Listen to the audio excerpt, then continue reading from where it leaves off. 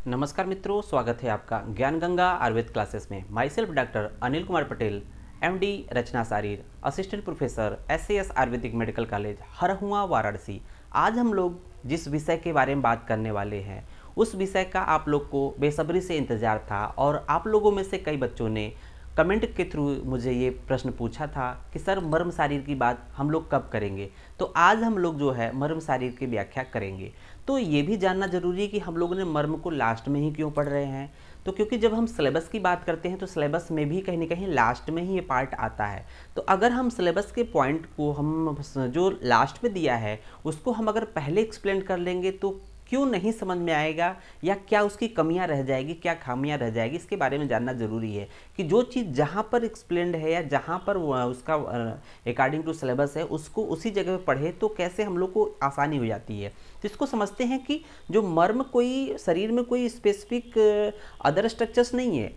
Means मर्म जो है अगर मांस, सिरा, स्नायु, अस्थि, संधि के मिलने को, अर्थात जिस जगह पर मांस, सिरा, स्नायु, अस्थि, संधि मिलते हैं उसे ही मर्म की संज्ञा देते हैं। उस स्थान को मर्म की संज्ञा देते हैं, अर्थात वहाँ पर विशेष रूप से प्राण प्रतिष्ठित होते हैं। अगर हम लोग मांस, सिरा, स्नायु, अस्थि, संधि को पढ़ने से पहले अगर हम लोग मर्म की बात करते तो मांस अर्थात सिरा का मतलब यहाँ पर सिरा और आर्टरी वेन दोनों की बात करेंगे। तो अगर हम इसको पढ़ने से पहले इन स्ट्रक्चर्स को पढ़ने से पहले अगर हम लोग इससे पहले अगर मर्म की बात करते तो वो बात हमें समझ में शायद अच्छे से नहीं आती है, जितने हम लोग को समझना चाहिए वो बात क्लियर नहीं होती। इसीलिए उसका वर्णन हम लोग लास्ट में पढ़ रहे हैं। जब हम लोगों ने मांस, सिरा, स्नायु, अस्थि, संधि सब कुछ पढ़ लिया तो मर्म की व्याख्या करने जा रहे हैं।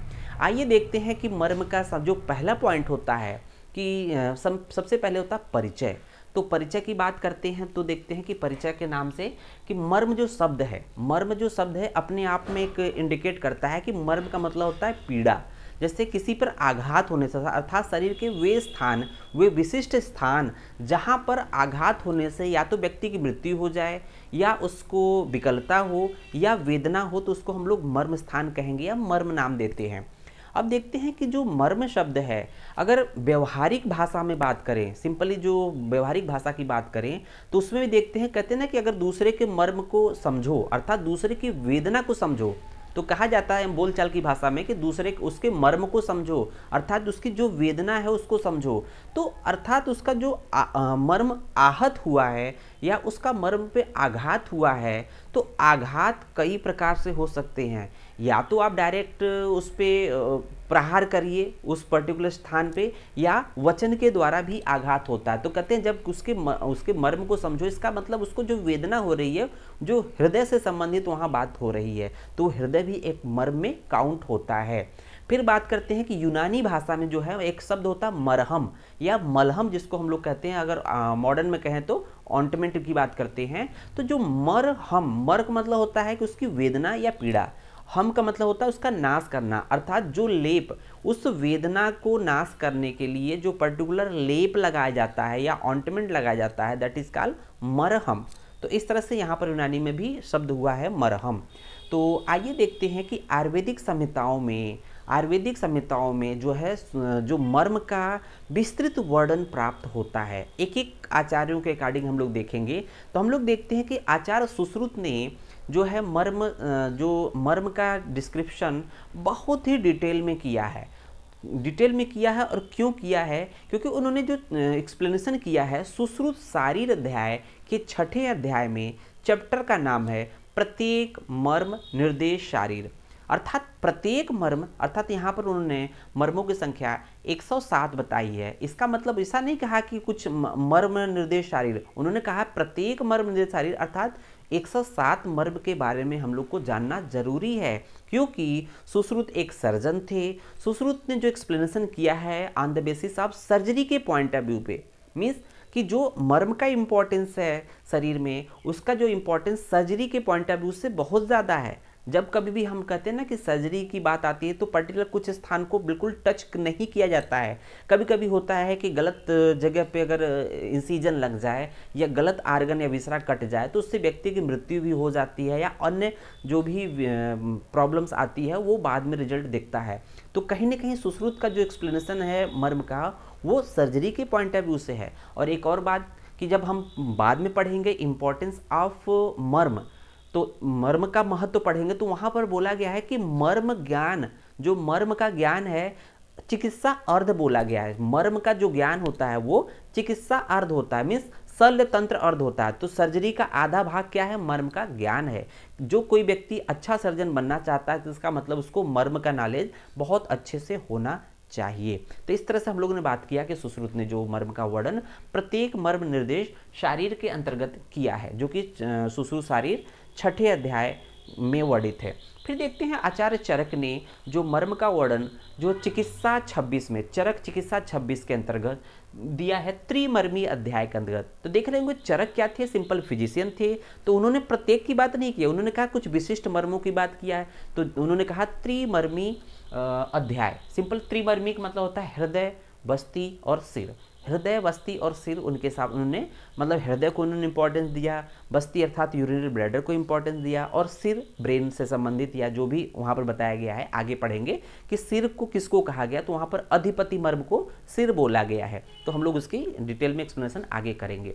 तो इस तरह से सुश्रुत चरक ने एक्सप्लेनेशन दिया, सुश्रुत ने एक्सप्लेनेशन दिया। तो इस तरह से हम लोग का परिचय वाला पॉइंट खत्म होता है। तो आइए देखते हैं कि अब नेक्स्ट पॉइंट है कि इसका व्युत्पत्ति, मर्म की व्युत्पत्ति किस तरह से है। 2-3 पॉइंट देखेंगे। तो मर्म की व्युत्पत्ति, हाँ एक पॉइंट और है कि व्युत्पत्ति और निरुक्ति में कुछ बच्चों का प्रश्न था कि सर निरुक्ति किसे कहते हैं, व्युत्पत्ति किसे कहते हैं। निरुक्ति क्या होता है कि निरुक्ति एक तरह से जैसे जो शब्द है, जैसे सिंपली कहें कि स्रोतस, तो स्रोतस जो स्रोतस शब्द है उसका श्रु श्रवणे क्या है, वो है आपकी निरुक्ति। अर्थात तो जो किस संस्कृत शब्द से उस पर्टिकुलर शब्द निरुक्त मतलब डिराइव्ड हुआ है, दैट इज कॉल्ड निरुक्ति। जैसे कहते हैं स्रोतस शब्द श्रु श्रवणे शब्द से डिराइव्ड हुआ है। तो स्रोतस की निरुक्ति क्या है? श्रु श्रवणे। बट उसकी व्युत्पत्ति क्या है? मीन्स उसके डिफिनीशन की तरफ जा रहा है एक तरह से। तो उसको हम क्या कहेंगे कि श्रवणात् श्रोतांसी। श्रवणात् श्रोतांसी क्या है? व्युत्पत्ति है। तो पूरा श्लोक बताता है वो व्युत्पत्ति अर्थात श्रवणात् श्रोतांसी। उसी तरह से यहाँ पर भी हम लोग बात करेंगे। तो देखेंगे व्युत्पत्ति। तो व्युत्पत्ति देख रहे होंगे, मर्म की व्युत्पत्ति क्या है कि अपि च मरण करित्वान मर्म। तो अपि च मरण, मरण अर्थात मृत्यु, मरण का मीनिंग होता है मृत्यु, और कारित्वान मीन्स होता है कारण, अर्थात मृत्यु का कारण होने के कारण इसे मर्म की संज्ञा देते हैं। अर्थात जिस किसी भी शरीर पर जो है विशेष जगह पर अगर आघात हो जाए, अगर उसकी वजह से मृत्यु हो जाए, कहीं ना कहीं मर्म क्या होते हैं? मृत्यु के कारण होते हैं। और अगर मर्म पे आघात होगा तो उस पर मृत्यु होना स्वाभाविक है। तो इस तरह से हम लोग देखते हैं कि सभी मर्म पे नहीं, लेकिन कुछ मर्म ऐसे होते हैं, सद्य प्राणहर मर्म, जिसपे आघात होने से मृत्यु होता है, जिसकी वजह से इसको मर्म की संज्ञा दिया है। अपि च मरण करित्वान मर्म, अर्थात मृत्यु का कारण होने के कारण उसे मर्म की संज्ञा देते हैं। फिर देखते हैं ये अष्टांग संग्रह में बोला गया है। फिर डल्हर ने सुश्रुत शारीर के फिर टीका पे लिखा, सुश्रुत शारीर स्थान के 6ठे अध्याय के श्लोक नंबर 3 पे कमेंट्री की है डल्हर ने, टीका दिया है, मतलब उन्होंने इसको दूसरे तरीके से एक्सप्लेन किया है। उन्होंने कहा मार्यंतिति मर्माणी, अर्थात कि जिस पर आघात होने से मृत्यु हो जाए, मार्यंतिति मर्माणी अर्थात कि जिस पर आघात होने से मृत्यु हो जाए उसे मर्म की संज्ञा देते हैं, उसे सिंपली मर्म कहते हैं। और फिर देखेंगे थर्ड पॉइंट क्या है व्युत्पत्ति में, मृमनीन जीव स्थाने संधि स्थाने तात्पर्य च। तो यहाँ पर देखेंगे व्युत्पत्ति में हम लोगों ने हेडिंग दिया है, बट मृमनीन क्या है? मृमनीन क्या है? तो मृ धातु है। तो मृ धातु में मनीर प्रत्यय लगाने से मर्म शब्द की निरुक्ति होती है। तो यहाँ पर एक साथ में व्युत्पत्ति में निरुक्ति भी आ गया। मृ धातु में मनीन प्रत्यय लगाने से मर्म शब्द की निरुक्ति होती है। तो मर्म शब्द की निरुक्ति पूछे तो मृ मनीन धातु से जो है मर्म शब्द की निरुक्ति होती है। फिर देखेंगे यहाँ बोला गया जीव स्थाने, तो अर्थात मर्म में जिस पर्टिकुलर को कहते हैं कि जहाँ पर मांस शिरा स्नायु अस्थि संधि जहाँ पर मिलते, तो वहाँ पर जीव का मतलब प्राण प्रतिष्ठित होते हैं। अभी आगे हम बात करेंगे। तो वहाँ पर प्राण स्थित होते हैं, जिसकी वजह से उसको जीव स्थान बोला गया है। और साथ ही साथ उसको संधि स्थान बोला गया। संधि स्थान बोला गया क्योंकि हम जब डिफिनेशन पढ़ेंगे मर्म की, तो यहाँ पर जीव स्थान और संधि स्थान को क्लियर कट डिफाइन कर लेंगे।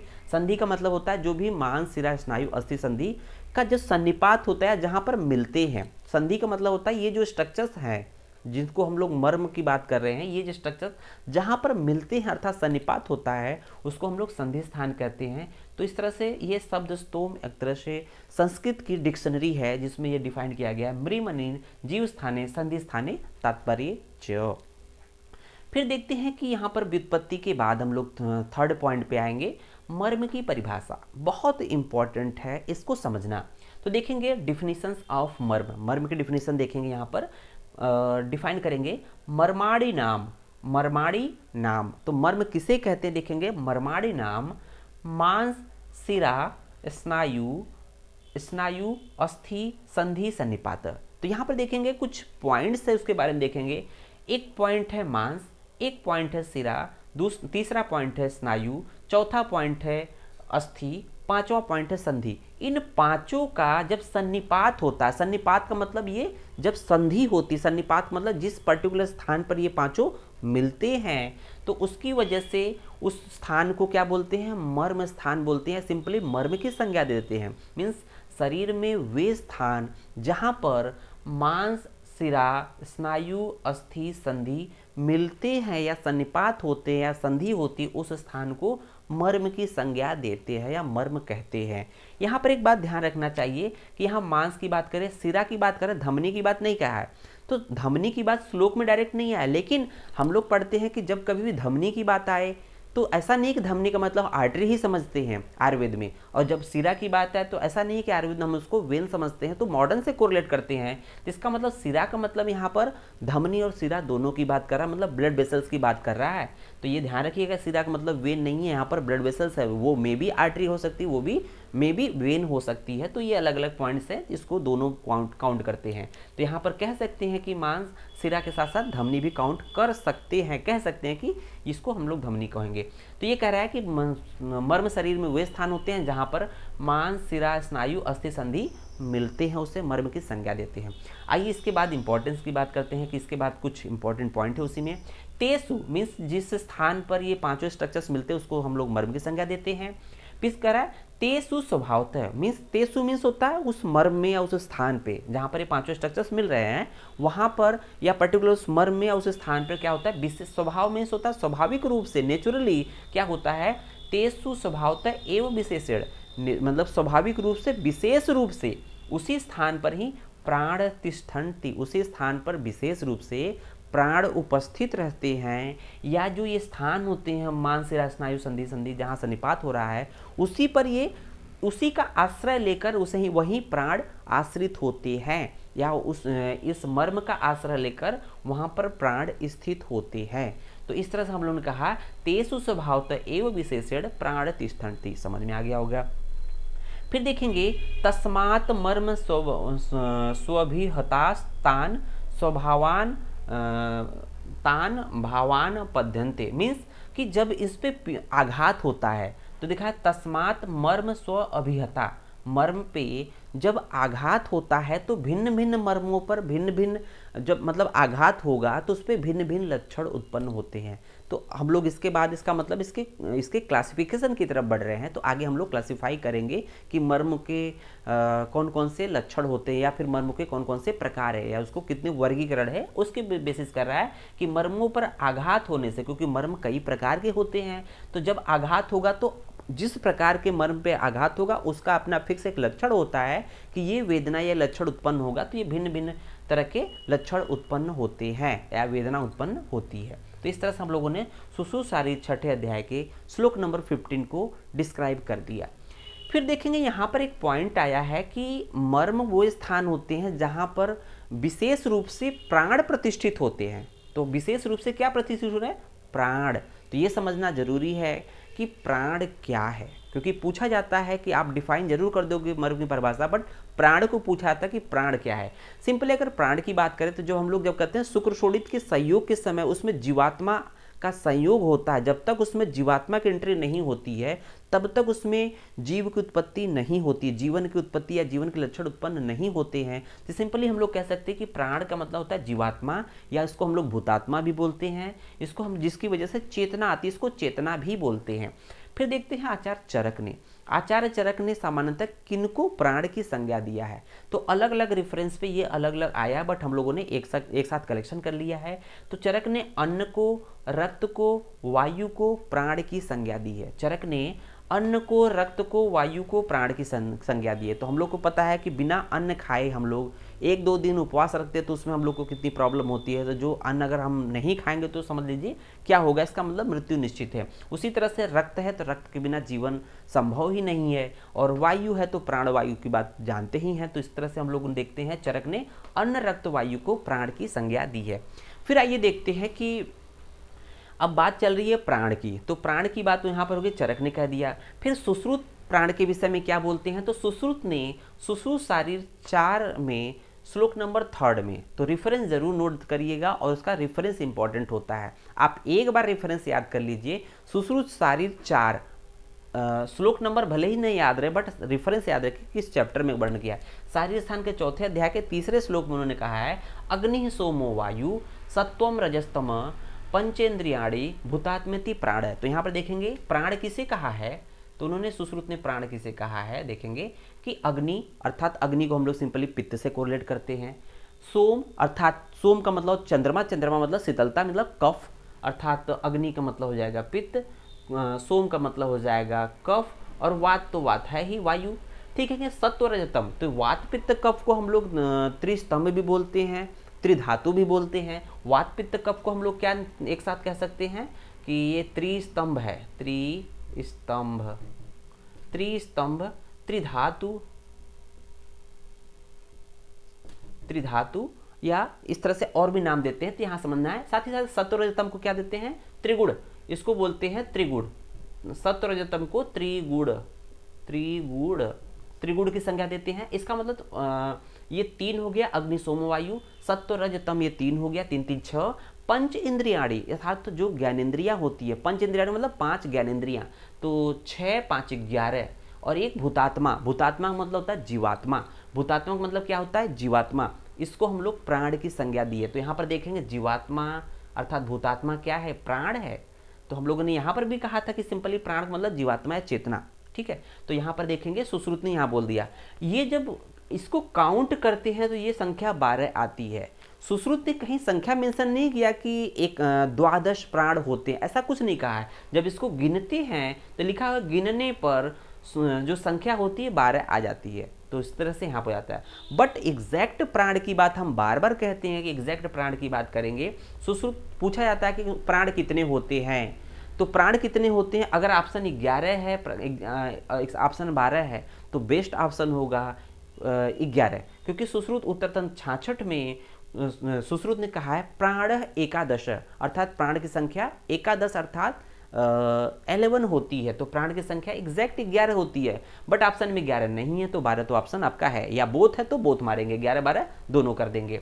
फिर देखेंगे कि जब प्राण की बात करें तो प्राण का कहीं ना कहीं आश्रय होगा, प्राण किसी के सहारे कहीं ना कहीं जिस जगह पे रह रहा है तो उसका एक आश्रय होगा, जिसको बोलते हैं प्राण के आयतन। आयतन का मतलब होता है कि जैसे सिंपली अगर हम बात कर ले व्यवहारिक जीवन में, जैसे कि पानी होता है तो किसी बकेट में रखा जाता है, या कोई पात्र होता है, तो आयतन का मतलब होता है पात्र, मीन्स प्राण का पात्र। तो प्राण का आश्रय या पात्र की बात करेंगे तो यहाँ पर देखेंगे कि प्राण के आयतन या आश्रय। तो यहाँ पर देखेंगे चरक ने एक्सप्लेन किया है, चरक के बारे थ्रू देखते हैं।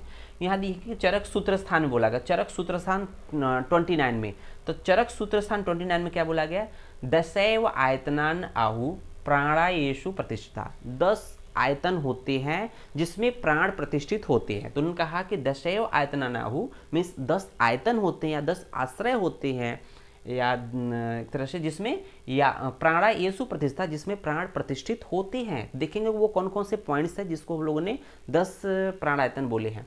तो यहाँ देखेंगे शंखो, शंखो मतलब होता है बहुवचन, द्वितीय वचन है, तो शंखो मतलब 2 हो गया, शंख शंखो। ठीक है, तो शंखो मतलब 2 शंख हो गया।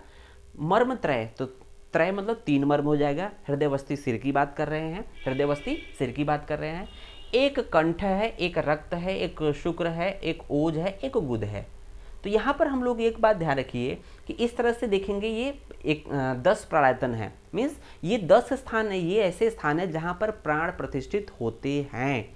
जहाँ पर प्राण प्रतिष्ठित होते हैं, अगर इनके में कुछ गड़बड़ी आ गई तो सीधे व्यक्ति मृत्यु को प्राप्त होता है। तो आइए देखते हैं कि यहाँ पर देख रहे हैं कि एसु प्राण प्रतिष्ठिता, तो जहाँ पर प्राण प्रतिष्ठित होते हैं उसे प्राणायतन कहते हैं। तो आपने ध्यान दिया होगा कि मर्म की परिभाषा में भी कहा विशेषण प्राण प्रतिष्ठन्ति, तो मर्म भी तो डिफाइंड वही कर रहा है कि मर्म वो स्थान होते हैं जहाँ मांस शिरा स्नायु अस्थि संधि का सन्निपात होता है, जहाँ पर विशेष रूप से और स्वाभाविक रूप से प्राण उपस्थित होते हैं। तो एक तरह से मर्म भी क्या प्राणायतन है, ये बात प्रश्न आना चाहिए। जिस हिसाब से ये कह रहा है कि प्राण जहाँ पर उपस्थित होते हैं उसको हम लोग प्राणायतन बोलते हैं, तो वही कह रहा है कि प्राण तो मर्म में भी उपस्थित होते हैं, तो क्या मर्म भी प्राणायतन है? तो इसका जवाब होगा हाँ, प्राण मर्म भी प्राणायतन है, क्योंकि इसी में हम लोग काउंट करेंगे कुछ जो संख्या है यहाँ ये मर्म में काउंट किए गए हैं। तो यहाँ देखेंगे तो यहाँ पर जो है, यहाँ देखेंगे दो शंख ये वाला पॉइंट, और मर्मत्रय, दो शंख है, मर्मत्रय और एक गुद, ये टोटल जो है 2 3 5 एक गुद 6, ये 2 शंख 3 मर्म और एक गुद क्या है, ये एक तरह से मर्म में काउंट किए गए हैं। तो इस तरह से हम लोग मर्म भी एक प्राणायतन है जिसको हम लोग कहते हैं प्राणायतन। तो इस तरह से चरक ने प्राणायतन का वर्णन कहाँ किया है, ये श्लोक का वर्णन, तो 10 प्राणायतनीय अध्याय, तो चैप्टर का नाम ही है चरक सूत्रस्थान 29 चैप्टर का नाम ही है कि 10 प्राणायतनीय अध्याय, अर्थात प्राणायतन की संख्या 10 होती है। इस 10 प्राणायतन में चरक ने 6 मर्म को काउंट किया है, उसमें 10 प्राणायतन में चरक ने 6 मर्म को इंक्लूड किया है, बाकी 4 अन्य चीज़ें हैं, 4 अन्य चीज़ें हैं, 6 चीज़ें क्या है, मर्म है, जिसको प्राणायतन की संज्ञा दिया है। फिर बात करते हैं, चरक ने तो बोल दिया 10, सूत्र स्थान में बोल दिया, सूत्र स्थान के 29 में बोल दिया 10 प्राणायतन होते हैं। तो देखेंगे चरक ने ही शारीर स्थान के, चरक ने शारीर स्थान की जब बात करते हैं तो वहाँ पर 2 शंख के स्थान पर, यहाँ दिया 2 शंखों, तो ये 2 शंखों है, 2 शंख के स्थान पर क्या बोला, नाभि और मांस बोल दिया। सब कुछ वैसे ही है, जो संख्या 10 है 10 ही बोला है, शारीर स्थान में प्राणायतन बोला है, शारीर स्थान में प्राणायतन की संख्या उन्होंने 10 ही बोली है। बट जहाँ सूत्र स्थान में 29 में उन्होंने 2 शंख बोला था, वहाँ पर शारीर स्थान में 2 शंख के स्थान पर क्या बोला, नाभि और मांस कह दिया। 2 शंख के स्थान पर क्या बोल दिया, नाभि और मांस कह दिया। उसी तरह से अष्टांग हृदय ने, सेम इसी तरह से अष्टांग हृदय ने सेम इसी को बताया है, एक्सेप्ट ये जो 2 शंख हैं उस 2 शंख के स्थान पर क्या बोला है, 2 शंख के स्थान पर नाभि व जिह्वा बंधन। बहुत इंपॉर्टेंट है कि जिह्वा बंधन किस आचार्य ने प्राणायतन में काउंट किया है, पीजी का मोस्ट इंपॉर्टेंट क्वेश्चन है, जिह्वा बंधन ने मतलब किस आचार्य ने जिह्वा बंधन को प्राणायतन माना है। तो देखेंगे अष्टांग हृदय ने 2 शंख के स्थान पर नाभि और जिह्वा बंधन को प्राणायतन में काउंट किया है। तो आइए देखते हैं कि इस तरह से हम लोगों ने बात किया, और फिर बात करते हैं कि अष्टांग हृदय की ही बात चल रही है, प्राणायतन की बात चल रही है, तो अष्टांग हृदय ने प्राणायतन शब्द नहीं दिया है। जैसे चरक ने कह दिया कि 10 प्राणायतनीय अध्याय, या सिंपल सूत्र स्थान में भी 10 प्राणायतन बोला है और शारीर स्थान में भी 10 प्राणायतन बोला है, बट अष्टांग हृदय ने प्राणायतन शब्द का प्रयोग न करके, 10 प्राणायतन शब्द का प्रयोग न करके उन्होंने कहा 10 जीवी धाम, 10 जीवी धाम। तो सिंपली हम लोग कहते हैं ना कि 4 धाम, अर्थात जो ईश्वर के 4 धाम हैं, तो इस तरह से देवताओं के धाम होते हैं आश्रय, धाम का मतलब होता है आश्रय। तो यहाँ पर जो देवी देवताओं के जो आश्रय हैं, धाम है, उसी के हिसाब से 10 जीवी, जीवी का मतलब जीवन या प्राण के धाम, तो इनडायरेक्ट वे में कह दिया 10 जीवी धाम अष्टांग हृदय ने वो टर्म यूज किया है। तो ये इंपॉर्टेंट पॉइंट है। तो पूछता है 10 जीवी धाम किसने माना है, अष्टांग हृदय ने माना है। फिर देखते हैं मर्म के सामान्य लक्षण, तो आज देखते हैं मर्म के सामान्य लक्षण क्या होते हैं। सामान्य लक्षणम पुनर्मर्मणा, मीन्स मर्म के सामान्य लक्षण क्या होते हैं। तो सामान्य लक्षण का मतलब होता है अगर आघात होता है सामान्यतः तो जनरली क्या होता है, देखते हैं। सामान्य लक्षणम पुनर्मर्मणा, मर्म के सामान्य लक्षण क्या है, पीड़िते रुजु उत्पत्ति, जब उस पीड़ा उत्पन्न होती है और जब उसको हम लोग आघात, पीड़िते मतलब होता है आघात होता है, जब मर्म पे आघात होगा, पीड़िते रुजो उत्पत्ति, जब उस पर आघात होगा तो पहला चीज क्या है, उसको वेदना होगी। वेदना का मतलब रुजा, वेदना 2 प्रकार की होती है, ध्यान रखिएगा। वेदना का मतलब सिर्फ रोना नहीं होता, वेदना का मतलब दुख नहीं होता, वेदना का मतलब सुखद वेदना, दुखद वेदना 2 होती है। तो वेदना के 2 भेद होते हैं, सुखद वेदना और दुखद वेदना। तो यहाँ पर मन के विपरीत चीजें हो रही है तो इसको दुखद वेदना बोलेंगे। तो पीड़िते रुजो उत्पत्ति, जब उस पर प्रहार होगा, आघात होगा, तो रुजा अर्थात दर्द होगा। इस तरह से रुजा मतलब दर्द उत्पन्न होगा। साथ ही साथ विषम स्पंदन, तो विषम स्पंदन का मतलब क्या है कि सामान्यतः हम लोग का जो हृदय की गति है उसके थ्रू पूरा पूरा सर्कुलेटरी सिस्टम चलता रहता है। उसी के बेसिस पे जो हम लोग के टिश्यू लेवल पे जो भी स्ट्रक्चर्स हैं वो अपना न्यूट्रिशन लेते रहते हैं, ऑक्सीजन प्रोवाइड करता रहता है हार्ट। बट जब कभी भी चोट लगती है, एक्सीडेंट होता है, तो उसमें क्या होता है, पल्पिटेशन हो जाता है, घबराहट हो जाती है। उस कंडीशन में क्या होता है, विषम वेग स्पंदन, स्पंदन मतलब होता है कि उसकी जो मूवमेंट होती है बढ़ जाती है, तो पल्पिटेशन, घबराहट, और हृदय की धड़कन का तेज होना, जिसको हम लोग बोलते हैं ब्रेडिकार्डिया। तो ये लक्षण सामान्यतः मर्म के सामान्य लक्षण है। मीन्स मर्म अर्थात उस पर जो आघात होगा तब उसके सामान्य लक्षण की बात ये करते हैं। तो इस तरह से हम लोग मर्म की अभी एक सिंपल परिभाषा दे दिया। मीन्स अभी हम लोगों ने सिंपल परिचय की बात किया, व्युत्पत्ति की बात किया, परिभाषा की बात किया, और उसी परिभाषा में हम लोगों ने प्राण को डिफाइन किया, प्राणायतन को डिफाइन किया, और लास्ट में हम लोगों ने मर्म के सामान्य लक्षण की बात किया। इसके बाद हम लोग मर्म की संख्या और उसके अन्य चीज़ें जो भी वर्गीकरण है या इम्पोर्टेंस है या अलग अलग मर्मों का विभाग है उसके बारे में बात करेंगे। धन्यवाद।